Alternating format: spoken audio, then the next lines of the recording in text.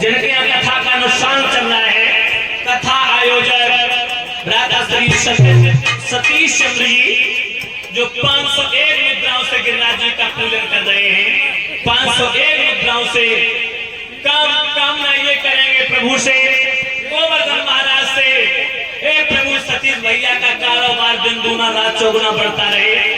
परम पिता परमात्मा की कृपा दृष्टि हमेशा परिवार के ऊपर बनी रहे, सदा सर्वदा ये परिवार धर्म के रास्ते पर चलता रहे। तो 501 मुद्रा देकर के व्यासपीठ को सम्मानित किया। बोले गोविंद भगवान की।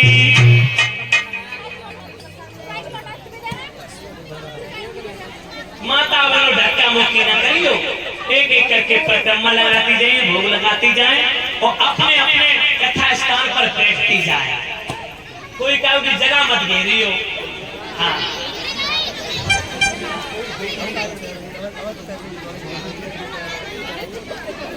ईमानदारी से कोई कहो कि जगह मत घेरियो। हाँ भाइयों, सुखदेव जी समझा रहे परिचय, ध्यान रखना जोगिंदर भैया। अब थोड़ा ध्यान दे लो। गिरिराज जी के पास में पहुंचे हैं, ग्वाल बाल कलश भर भर करके गिरिराज जी महाराज को नहलवाने लगे। स्नान कराया, लेकिन हजारों कलश डाल दिए, लेकिन गोवर्धन महाराज की मूंछों गीली ना है भाई। अब तो ग्वाल बाल बड़े परेशान, कन्हैया से बोले कन्हैया क्या करोगे? श्याम बोले ऐसे करो तुम लोग सब आंखें बंद करो और गोवर्धन महाराज से कहो वे गंगा को बुला लेंगे। उसी समय संजू भाई भगवान कन्हैया ने ग्वाल बालों से आंख बंद की। उसी समय गिरिराज जी महाराज की तलहटी में मानसी गंगा प्रकट हो जाती है। बोलिए गंगा मैया की। सबने स्नान किया। आज भी मानसी गंगा, आप लोग कितने लोग नहाया है? परिक्रमा करने गए हो ना आप लोग? परिक्रमा करने के लिए गए होंगे ना, तो मानसी गंगा में जरूर स्नान किया होगा। ये गिरिराज जी महाराज की स्वेच्छा अनुसार स्वयं प्रकट हुई माता गंगा। सबने स्नान किया, गिरिराज जी महाराज को भी नहलाया। उसके बाद अब मैया यशोदा ने हट करी, सब गोपी ग्वालों को भोग लगाने के लिए तैयार खड़े लाइन लगा के। लेकिन मैया यशोदा बोली लाला मैं ऐसे भोग नहीं लगाऊंगी। फिर कैसे लगाएगी मैया? बोले हमें पहले अपने देवता के दर्शन करा। भगवान कन्हैया बोले आंखें बंद करो। सबने आंखें बंद की। भगवान कन्हैया ग्वाल बालों के साथ में खड़े एक रूप से गोवर्धन महाराज के अंतिम शिखर के ऊपर प्रकट हो गए विशाल रूप लेके और आवाज दी लाओ ब्रजवासियों भोग लाओ। बोले गिरिराज जी महाराज की। जो भगवान विशाल रूप में प्रकट हुए यज्ञपति महाराज, अब मैया यशोदा कन्हैया को देख रही और गोवर्धन के अंतिम शिखर पर जो भगवान प्रकट हो गए विशाल रूप में उन्हें देख रही। अब चीज तो एक ही, सूरत एक ही, क्योंकि एक रूप में भगवान खड़े जहाँ गोपी वालों के साथ में एक रूप से गोवर्धन के अंतिम शिखर पर बैठे। अब मैया यशोदा बोली लाला। हाँ मैया एक बात बता। पूछो। बोले तेरी सूरत और तेरे देवता की सूरत एक जैसी काहे को है? अब भगवान कहने लगे मन ही मन में हाय फंसी है मैया यशोदा, अब तो फंस लिया, अब क्या करूं? अब भगवान बोले मैया बोले बता ना, तेरी सूरत तेरे देवता की सूरत एक जैसी मिलती जुलती है। भगवान बोले मैया तू तो है पागल, तो को ना है मालूम। देख जा गैया मैया को दूध तेरो लाला कन्हैया पीता है, बाई गैया मैया को दूध गोवर्धन महाराज। और जब एक ही गैया मैया को दूध पिए तो शकल तो एक जैसी होगी। तासो तेरे लाला की सूरत और देवता की सूरत एक जैसी है। सोई मैया बोले बोली तो मैं कहूँ तेरे देवता की सूरत तेरी एक जैसी। भगवान सोच रहे हैं कि मैया यशोदा बाबा नंद ग्वाल वालों को कहीं ये ना पता चल जाए कि मैं भगवान हूँ। अपना दूध रेस्ट छुपा रहे हैं मेरे गोविंद। भाइयों सुखदेव जी समझा रहे राजन परीक्षा। अब भगवान कन्हैया भोग लगाते जा रहे हैं। गोपी ग्वालों के मध्य में खड़े होकर के एक रूप से गोवर्धन महाराज के अंदर प्रवेश हो गए। भोग को खाते जा रहे हैं, भोग को ग्रहण करते जा रहे हैं माताओं। इधर देवराज इंद्र को पता चला कि ग्वाल वालों ने मेरी पूजा छोड़ करके और पर्वत को गोवर्धन को पूजा, मेघमाला को को बुला करके आदेश दिया था, जाओ ब्रजवासियों को ये सबक सिखा दो।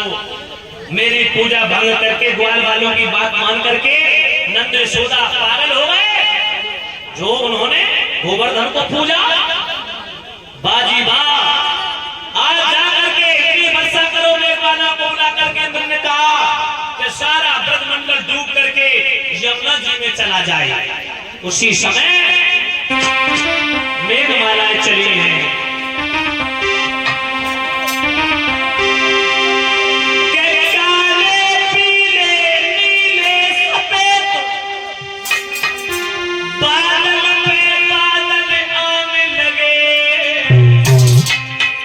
बिजली चमकी ब्रजमंडल में 49 पवन सन्नाट लगे।